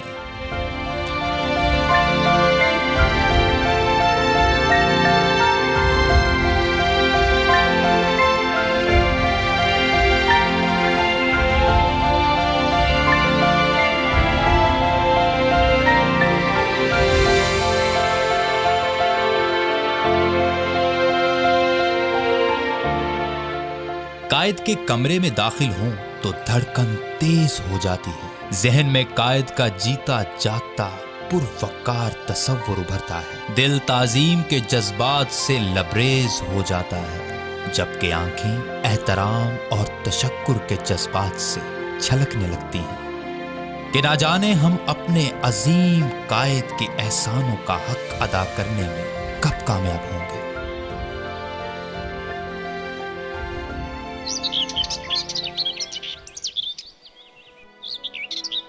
صالح محمد قائد کے ساتھ گزرے لمحات کو یاد کرتے ہوئے کہتا ہے کہ مرض کی شدت کے دوران بھی قائد اعظم لان میں میز کرسی پر بیٹھ کر بلا ناغہ آفیشل ورک کرتے تھے۔ قائد اعظم ریزیڈنسی کی سڑک پر دھیمے قدموں چہل قدمی کیا کرتے تھے۔ صنوبر کے درخت اور جنگلی پھول قائد کو بہت پسند تھے اور ان کے لبوں پر ہمہ وقت ایک نہ بھولنے والی دائمی مسکراہٹ سجی رہتی تھی۔ ناساز طبیعت کے باوجود بھی یہ مسکراہٹ ان کی شخصیت کا لازمی حصہ تھی۔ تصور کریں کہ مسلمانوں کی آزادی و کامرانی کے لیے ذہنی، جسمانی، جذباتی بلکہ روحانی مشقت کرنے والے قوم کے مربی و محسن قائد اعظم کو علم تھا کہ مرض جان لیوا ہے، مگر ملک ابھی نوزائیدہ جبکہ قوم نو آموز ہے۔ اب ان کے پاس وقت بہت کم ہے اور زندگی انہیں زیادہ مہلت نہیں دے گی، تو پرسکون یکسوئی کے لیے ایسے کون سے مقام کا انتخاب کیا جائے کہ جہاں باقی ماندہ وقت صرف قوم کے روشن مستقبل کے لیے وقف ہو سکے۔ تو قائد کی نظر انتخاب زیارت پر ٹھہری۔ یہ ہے قائد کی زیارت کے ساتھ محبت اور جذباتی وابستگی کہ اس جہان فانی سے کوچ کرنے سے قبل انہوں نے اپنے آخری لمحات ملک و قوم کی ترقی و خوشحالی کے نام کرنے کے لیے جس جگہ کا انتخاب کیا وہ زیارت ہے۔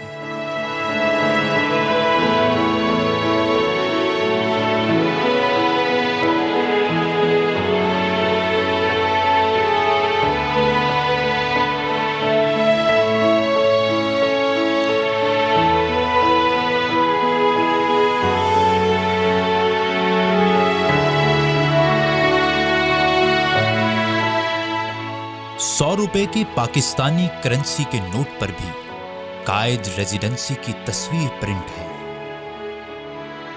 2013 میں معروف بلڈر نیّر علی دادا نے ریزیڈنسی کے نقوش اجاگر کرنے کے لیے نئے سرے سے اس کی تزئین و آرائش کی۔ مئی تا ستمبر یہاں کا موسم معتدل ہے اور سیاحت کا موزوں ترین وقت بھی یہی ہے، مگر موسم سرما میں تو زیارت کا حسن جادوئی اثرات کا حامل ہے۔ سنو فالنگ کے بعد صنوبر کے درختوں، پہاڑوں اور چوٹیوں پر چادر کی طرح لپٹی برف جب سورج کی شعاؤں میں چمکتی ہے تو دیکھنے والا مسحور و مبہوت رہ جاتا ہے۔ یوں محسوس ہوتا ہے کہ کسی نے فسوں پھونک دیا ہو۔ سیاحوں کے لیے ریزیڈنسی کے اوقات صبح 11 بجے سے لے کر شام 5 بجے تک مقرر ہیں۔ موسم سرد ہو یا گرم، زیارت کا ملکوتی حسن سدا بہار ہے، واقعی لاجواب اور منفرد۔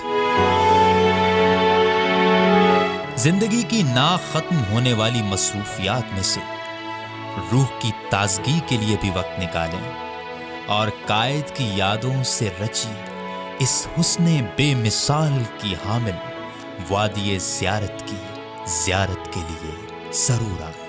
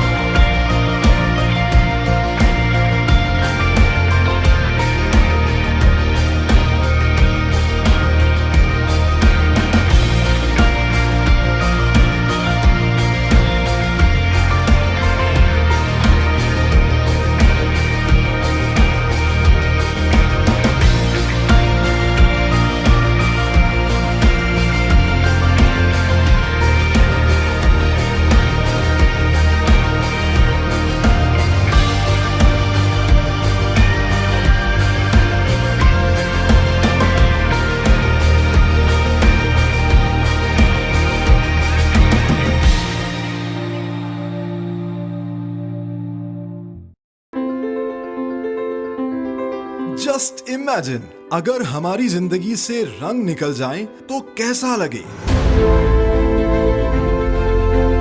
دکھنے والا ہر منظر، ہر چیز رنگوں پر مشتمل ہے۔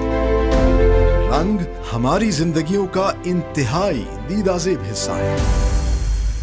ہماری جو بزنس لائن ہے اس میں جو ملٹی نیشنلز ہیں وہ دے اسٹینڈ نمبر 2 اور نمبر 3، اور الحمدللہ اللہ تعالیٰ نے ہمیں پہلی پوزیشن دی ہے پاکستان میں کہ we are the largest producer of the colourants for the non textile industry, جس میں آپ کے پلاسٹک آتے ہیں، آٹوموٹیوز آتے ہیں، آپ کے شو ہے، آپ کے لیدر ہے، آرٹیفیشیل لیدر ہے، there many other application.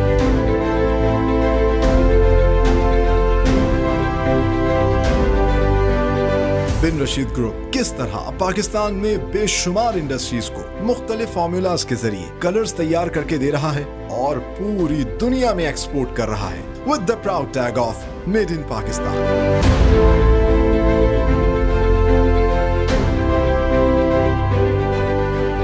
In products کو دیکھ کے بلا شبہ ہم سب لوگوں کو فخر ہوتا ہے، ہونا بھی چاہیے۔ اس لیے تو میں کہتا ہوں be Pakistani, buy Pakistani products and sell Pakistani products.